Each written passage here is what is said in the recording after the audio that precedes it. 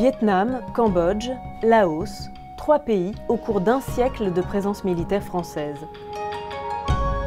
C'est cette histoire, ou plutôt ces histoires croisées, que le musée de l'armée explore avec l'exposition Indochine, des territoires et des hommes.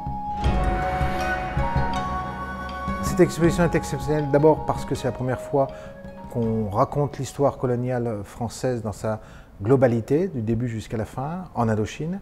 Deuxièmement, parce qu'on présente des objets des fonds du musée de l'armée qui n'ont jamais été présentés, et des objets venant d'autres institutions françaises. Les documents exceptionnels, ce sont par exemple aussi les traités. Plusieurs traités, le traité de Versailles de 1787, le traité de Tientsin signé par la France avec la Chine à la fin du 19e siècle, et un certain nombre d'autres documents de ce type sont des documents qui sont générateurs et porteurs d'une véritable émotion et qui sont des documents exceptionnels. À travers ces objets et les figures majeures de cette époque, l'exposition retrace un parcours en plusieurs temps.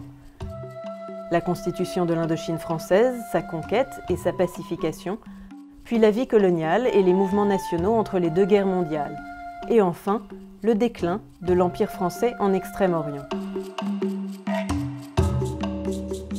Le fil rouge, c'est l'histoire militaire, mais cette histoire militaire s'intègre dans une histoire politique, diplomatique, économique, sociétale.